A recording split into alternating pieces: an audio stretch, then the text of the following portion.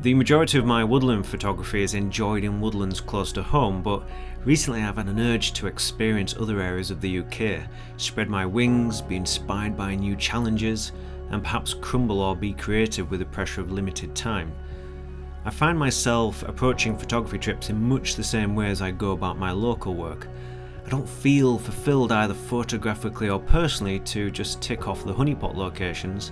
Instead, I have a burning desire to explore the unknown, to discover pockets of potential, invest time in the enjoyment of the process, and perhaps be fortunate enough to find a beautiful scene and capture that moment.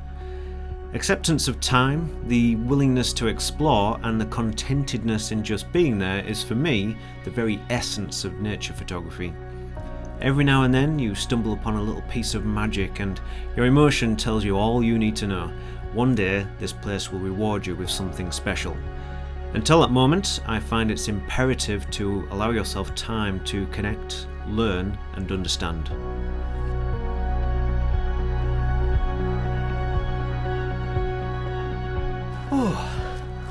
Right, I'd say I've been wandering around for about 2.5 hours now. Pretty tired after the drive as well and the early start. But I think I've found the area which I want to come back to. I didn't expect to see anything like this, to be honest. I was expecting a nice oak woodland, but it's very reminiscent of the rainforest that I went to in Scotland.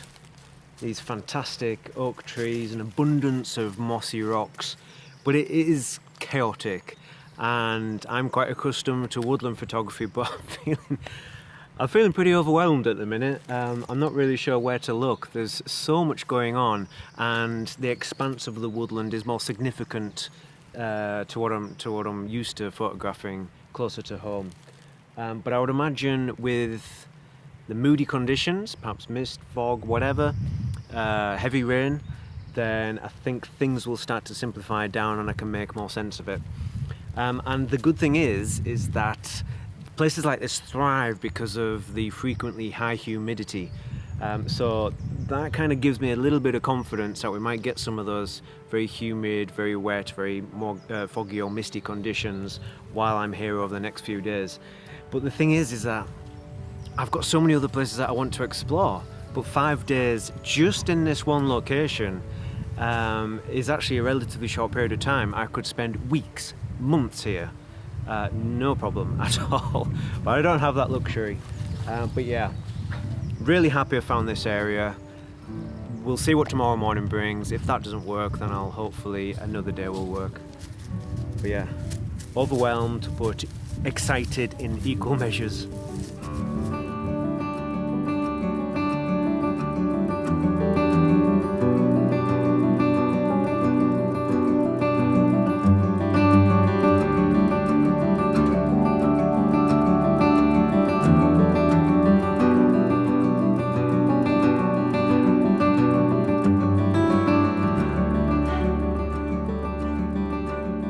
Good morning. So this is the first official day of photography, and what a glorious morning it is. It's very calm, very peaceful, quite humid, so all the midges are out. There's a bit of an onslaught at the minute despite the midgie repellent spray, but there's a bit of mist kicking around as well, not a lot, just a little bit passing through the woodland every now and then, which is not enough to give you those really atmospheric scenes, but enough just to soften the scene, which is quite nice.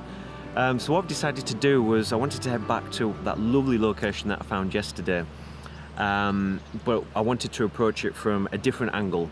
So I do this a lot locally, is that I want to explore my woodlands in as all possible angles, you know, different approaches, different entries, different exit points, just to really get an intimate knowledge of the location, because what doesn't look so good in one direction can look fantastic in the opposite direction. So because of my very limited amount of time here, it's extremely challenging to get to know a woodland, certainly of this extent. But I thought it was a good opportunity to come in from a different side. And I'm really glad I did, because I've come across this little group of trees here, which have some lovely character to them, some lovely tones. There's some nice warm tones, a bit of orange, a bit of yellow in there. Some lovely green of the bracken at the bottom. The greens are quite subtle, not too in your face, which is quite nice. A little blue coolness in there. So yeah, I've just been going through the process of trying to space some of these trees out. There's a bit of depth because of some lovely mossy oak trees down in the valley, which were just softened by the mist. I've probably going to go for a square crop or a 5x4, which just brings in this group of trees and nothing else. It's just about this little cluster and the spacing and the lovely little kind of characterful branches hanging down. I've got to be very careful of other branches encroaching on the scene, so I've just had to move a little bit closer than what's ideal, just to make sure that the branches from a tree over on the right hand side aren't creeping in and causing a distraction. But yeah, it works quite well. It's quite a nice little start. Like I say, there's so much to explore here, so little time to do it, but I'm just really thankful that I'm here to make a start. So yeah, see what we make of this, and fingers crossed we'll find something else while there's still just a touch of atmosphere in the air. Fantastic.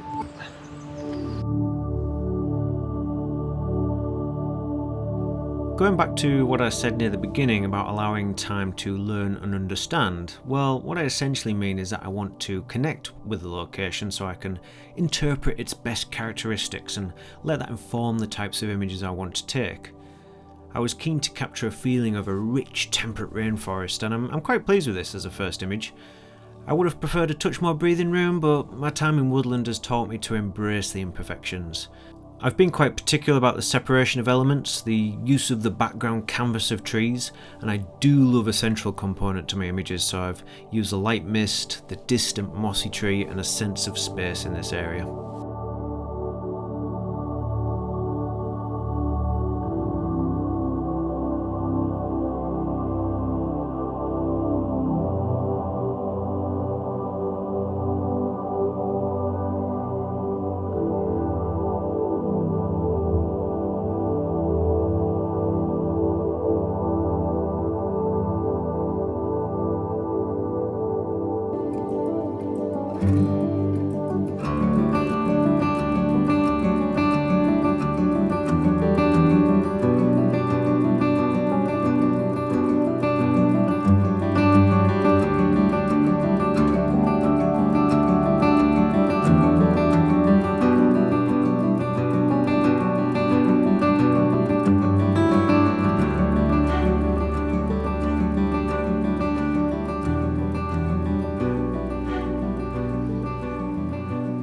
So I think the main thing that we all struggle with as woodland photographers is chaos and trying to make sense of it. And I think sometimes the mistake is just to avoid the scenes which look too chaotic. And I think if we concentrate all our efforts on finding things which are nicely spaced with perfectly shaped trees, where there's separation and everything seems to be in an orderly fashion, I think if we're constantly seeking that, then we're missing too many other opportunities. And those sorts of scenes aren't particularly frequent. To be honest, most woodlands do have an element of chaos to them. So my general philosophy is to embrace the chaos and embrace imperfection as well, because imperfections, they have to be embraced in woodland. You can't avoid imperfections. There's always going to be a branch not quite where you want it, and different bits and pieces, and you just have to accept them, know that they're there, make them part and parcel of the image. I think of trees and branches in terms of flow, and when you actually start and look at very chaotic and scruffy scenes, sometimes you can start to make sense of it in terms of flow of branches and how things interact, the relationships, and where everything kind of points towards within the image. So you might be able to see this scene behind me here. There's a lot going on. It's really quite scruffy, but I quite like it in terms of its flow and how the branches converge, and everything sort of seems to point towards the middle. So it's a good way to kind of use the branches to keep the attention within the image rather than them being, taking you off the edge. So we've got a mossy tree over on the far left there, which is going up vertically, but then the top branches start to flow from left to right. We've got another one here which is starting from the bottom left hand corner and is travelling up and then falls down and converges in the middle. We've got another fallen tree, I think it's a birch tree, that's going from right to left. There's a horizontal mossy branches down at the bottom there which are going right to left. So you can start and get a feel for everything just pointing inwards and converging in the middle. It would benefit from some mist just to soften it a little bit, because some of the edges are going to be quite harsh. But I just wanted to kind of point out that it's worthwhile studying scenes like this and then see if you can make something work and allow it to help dictate to you what the aspect ratio should be. So when I kind of look at all the lines and everything kind of flowing inwards, I want to accentuate the reach of those things by using a 16:9 crop. So by bringing in a little bit less vertically, I'm putting more attention on the left to right flow, everything kind of converging inwards, and those horizontal branches at the bottom there. I would like to see more mist, I would like to see more water, but it's just a great way to, and a great process to go through to really start to understand and appreciate this woodland, which, by the way, is absolutely fabulous. It really is. Yeah, I definitely 100% want to come back here time and time again. Lovely. The more I look at this image, the more I get the feeling of these sinister creatures ganging up on the little horizontal tree that's doing its best to fight for the light. As I said, I think some fog or mist would really benefit this particular image to soften some of the detail and enhance the mood. Equally, a high level of water that flows with the lines of the lower mossy branches would be fantastic. However, I'm pleased I've captured this concept version, and I'll definitely return to this spot later this year.